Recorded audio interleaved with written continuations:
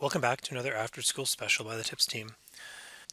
As we're heading back to school, it's often helpful to be able to keep track of your documents and ensure that the right people have seen them and things like that. And in the last few months, Google has given us a few new document management tools that might be helpful for you as you head back to school. The first of these is just enhanced document copying.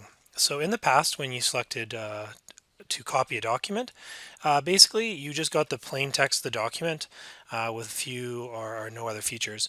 Now when you copy, you can rename as always, change the folder, but you'll also know that you can automatically have it share back to the same people that you had originally shared that document with. And most importantly, you can copy comments and suggestions. So it may make sense as you're working with a group collaboratively that if there are a number of comments and suggestions that you are going to be working through, that you might want to take a snapshot of that document in time, or you might want to forward a copy of that document on to someone else with those comments and suggestions, but work with them in a separate workflow. So these tools here definitely will allow you to do that. So if that's something you've been looking for and have been using add-ons for, now you'll be able to do that right inside your Google Doc. The second piece of document management that you're going to find that's been added is under the tools, and it's a new feature called the activity dashboard.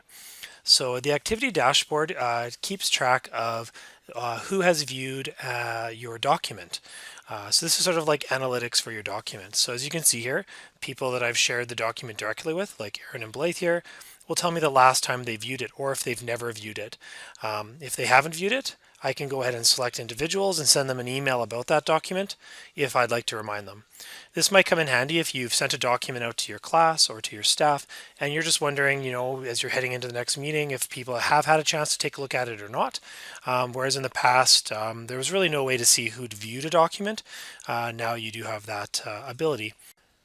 One thing to note is the privacy settings listed at the bottom. Users can opt out of allowing Activity Dashboard to see their activity, or if they're not logged into Google, it may not register. So if parents aren't logged in or opt out, you may not see information that's coming from them. If you've shared a document as link only, so just you're wondering, like I've created a document and I'm just wondering, what has been the impact of that document? Like, have the parents viewed it? Have they not? Is it, something that's valuable?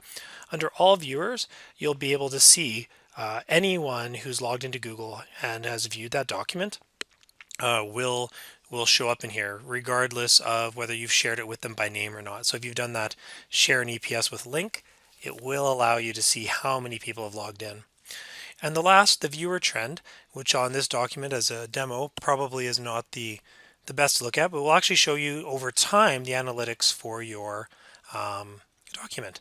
For example, in the after school special list, if we head into this tool, it was created after the activity, before the activity dashboard came out.